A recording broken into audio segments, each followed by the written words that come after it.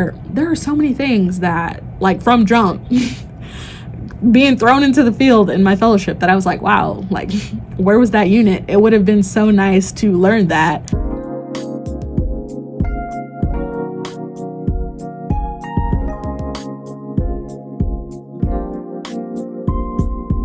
Hello beautiful people, welcome back to my channel. I'm Jasmine, if you didn't know, and today I'm going to talk to you guys about 4 things that I feel like were completely missed in grad school education. In graduate school, they talk about working in private practice as an option, but they don't tell you anything about the business ownership aspect of that. And so that is like a chunk of your brain that's missing, that is totally a viable option.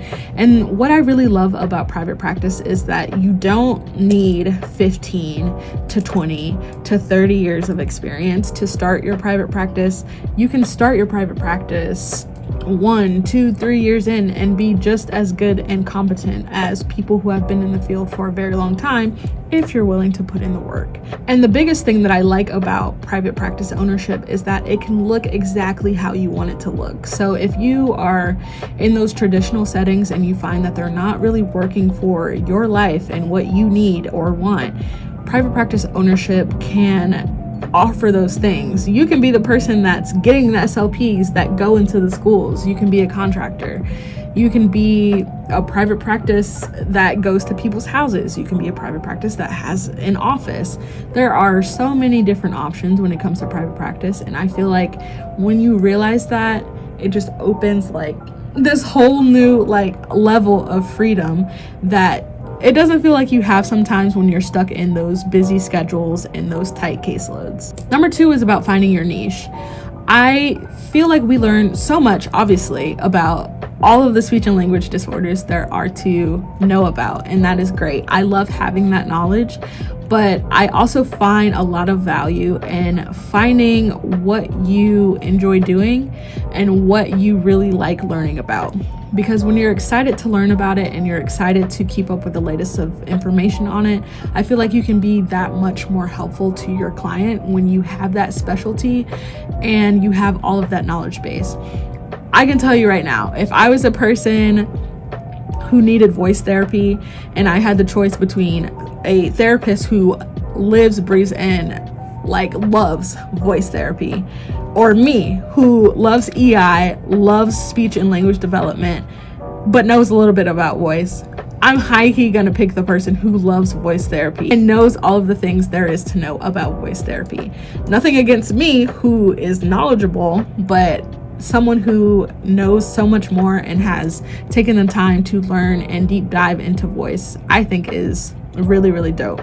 If you are a person who likes to know everything, you like to see that variety of clients. I do have a lot of friends who love the variety. They think it keeps things fun and exciting, but don't forget you can pick a niche, and that is totally okay. Number 3, don't be afraid to make your own ideal schedule. I feel like grad school teaches us about the different like kind of settings that you can work in, and they don't really tell you how you can finesse and mix and match to make it what you want. Like, I remember learning about school schedules and like they talked about the caseload and they talked about the hours, and it never sounded appealing to me. I mean, like, summer's off, that is really nice. Like, all my summer SLPs, all my school SLPs chilling on summer break right now, like lit, because I'm high-key not chilling, but it's okay, I'm also having fun.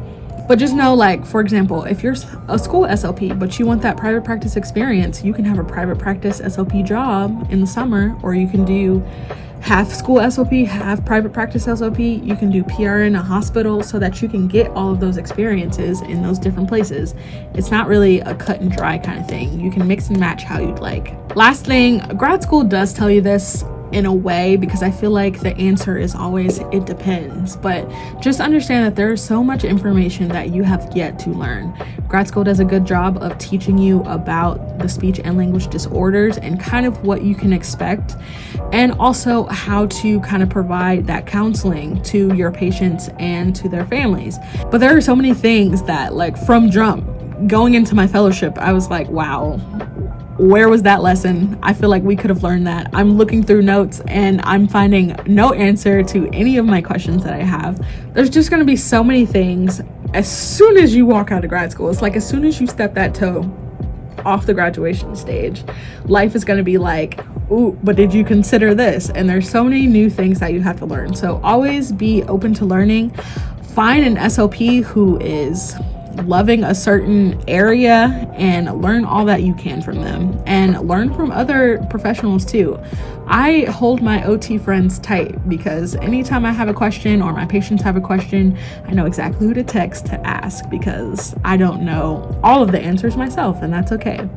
But guys, I just wanted to share those 4 things. I was sitting here like going through my to-do list, learning some things on my own, and I was like, wow, like grad school was cute and all, but yeah, I've learned a lot since post-grad school, and I'm still learning a lot every single day. So just keep that in mind. If you guys have any questions, you have any videos you need me to make, you want to say hi, you know where to leave all of those things right down below. But until my next video, peace.